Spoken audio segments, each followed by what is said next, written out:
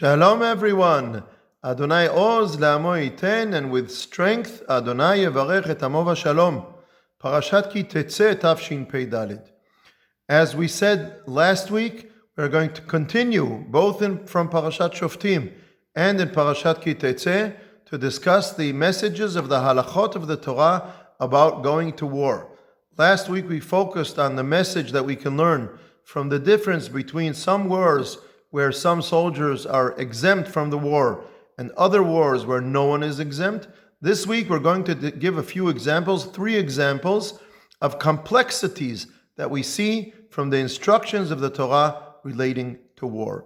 Number 1, there is a mitzvah in the Torah in Parashat Shoftim to propose peace. Even when you go to war, before you wage war, the Torah says when you approach a city to wage war against it, you shall propose peace.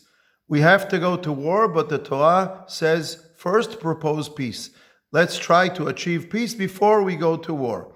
If we have to go to war, we have a pasuk in Tehillim and in Sefer Shmuel, in the song of David HaMelech, where he says the following: I have pursued my enemies and I have destroyed them, never turning back until they were consumed.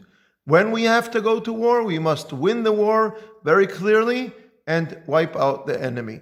So on the one hand, we seek peace. If we have to go to war, we do it well. We wipe out the enemy. We clearly win the war. Number 2, there are two times that the Torah relates to chatanim, a person who got married or is getting married. Once in Parashat Shoftim, we see that one of the people who is exempt from some of the wars is a person who has performed the first stage of Kiddushin with a woman and has not yet married her. And in Parashat Ki-Teitze, we find the instruction that someone who just got married in the first year of the marriage shall remain free from the army, and he stays home for 1 year to bring simcha to his wife.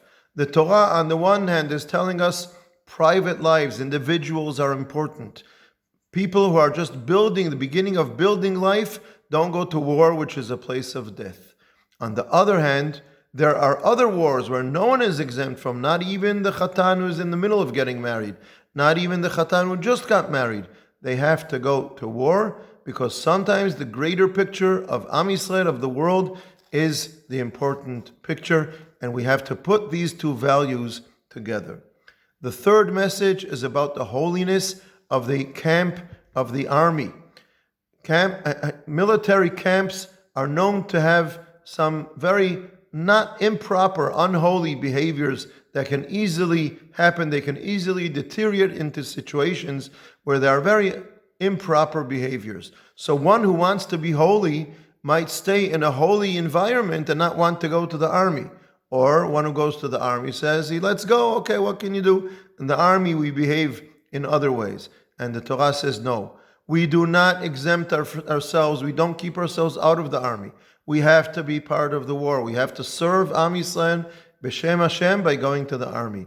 At the same time, we don't give in, we don't let go. We make an effort to keep the military camp holy as we would in other places. Make a special effort to keep the military camp holy.